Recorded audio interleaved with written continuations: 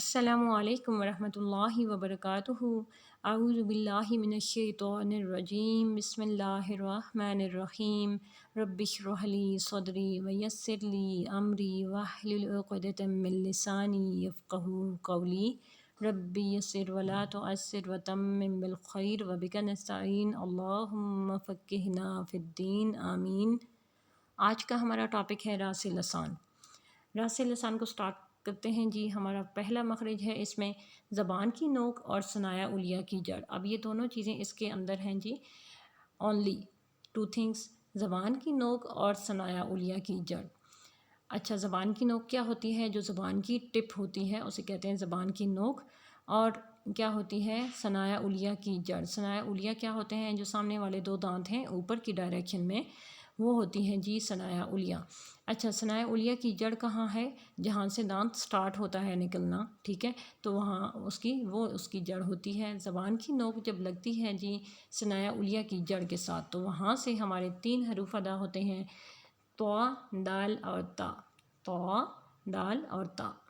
اب یہ تینوں جو حروف ہیں ان کو باعتبار مخرج نطعیہ کہتے ہیں۔ اچھا، ان کو حروف نطعیہ بھی کہتے ہیں، کیوں؟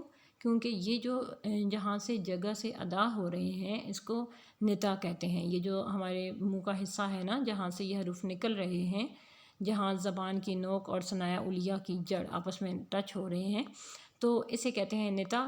تو ان کو باعتبار مخرج نطعیہ کہتے ہیں۔ مخرج نمبر 2 پر آئیں تو یہاں پہ دیکھیں، زبان کی نوک اور ثنایا علیہ کا اندرونی کنارہ، یعنی زبان کی نوک جب ثنایا علیہ کے اندرونی کنارے کی طرف لگتی ہے، جو کہ مسوڑوں کے بالکل قریب ہے، اس سے ضا، ذال اور کیا نکلتا ہے جی؟ سا۔ اچھا، یہ یہاں پہ ہے جی سا۔ اب کیا ہے؟ سا ایک ہوتا ہے اردو میں اسے سا پڑھتے ہیں، لیکن وہی لیٹر جو ہے وہ عربی میں سا پڑھتے ہیں، ٹھیک ہے۔ تو ان کو مخرج کے اعتبار سے حروف لسبیہ کہتے ہیں۔ کیوں؟ کیونکہ یہ لسہ سے ادا ہوتے ہیں، یہاں پہ مسوڑوں کا اہم کردار ہے، انہیں کہتے ہیں لسہ، ٹھیک ہے۔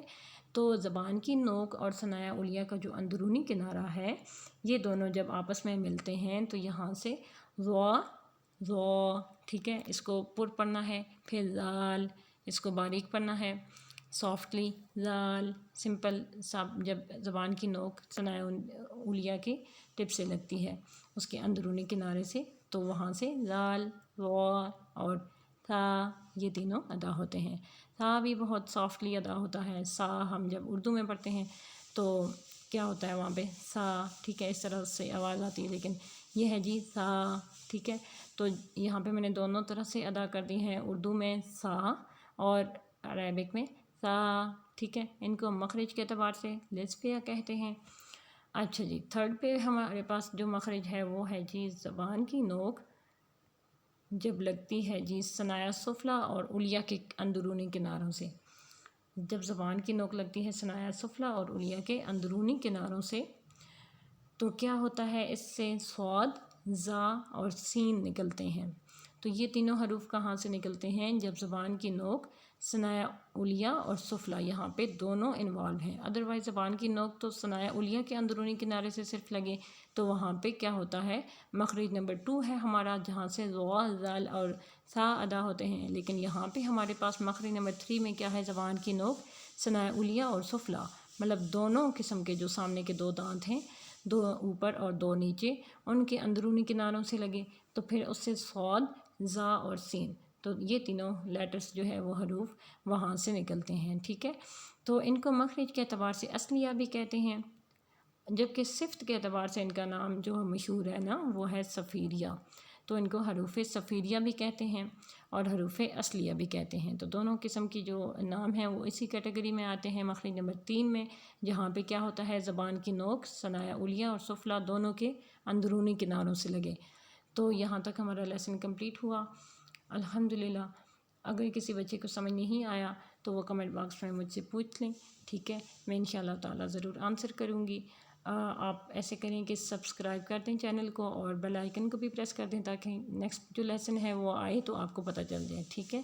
تو یہاں تک لیسن کمپلیٹ ہے، الحمدللہ۔ سبحان ربک رب العزت عما یصفون وسلام علی المرسلین والحمد للہ رب العالمین۔ جزاک اللہ خیر. السلام علیکم ورحمۃ اللہ وبرکاتہ.